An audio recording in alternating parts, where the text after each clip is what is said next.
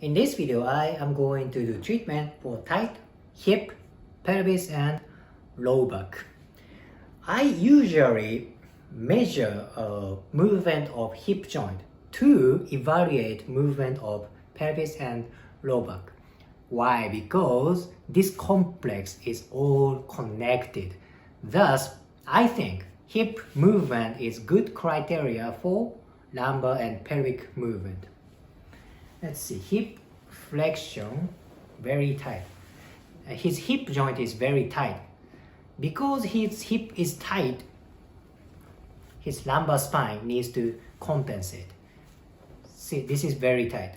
So other part is compensating for hip joint. Let's see what happens after treatment. This is myofascial release for gluteus medius. This is one of the most important hip joints. This is important for both mobility and stability, and it's important for pelvis and hip. Do you remember what I said? Hip movement is good criteria for pelvis and lumbar movement. Gluteus medius, important for pelvis and hip. You know what I'm talking about? So I focus on gluteus medius a lot for tight hip, tight pelvis and tight low back.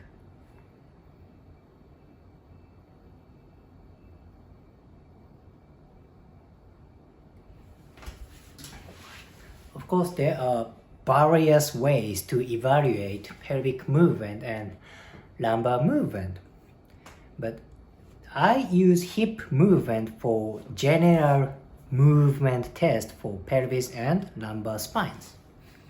Don't get me wrong, this is just my general way to evaluate core area. If you know other good ways, go for it. I don't push my idea and I don't push my way.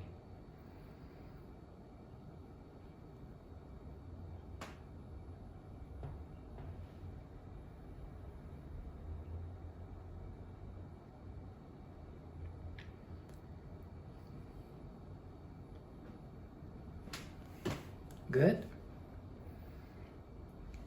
A little bit more anterior part of gluteus medius.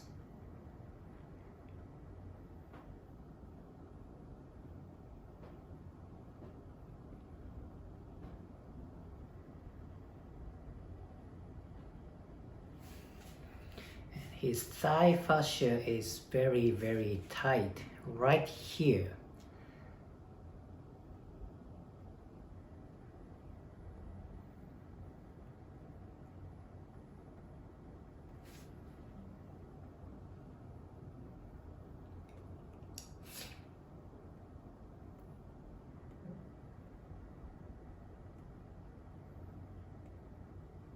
Nice. It's very nice. And I'm gonna work on back muscle, just a little quick. This is not primary restriction, but it's good to work here.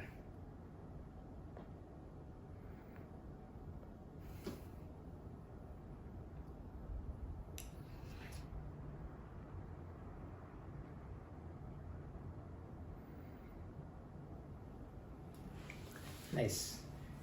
Movement check. See that? Tremendous improvement. Before treatment, his hip was inhibiting whole complex, but now it's much better. It's very flexible. There's one continuous movement through hip, pelvis and lumbar spines. If you liked today's video, please hit the like button, comment and subscribe. See you next video.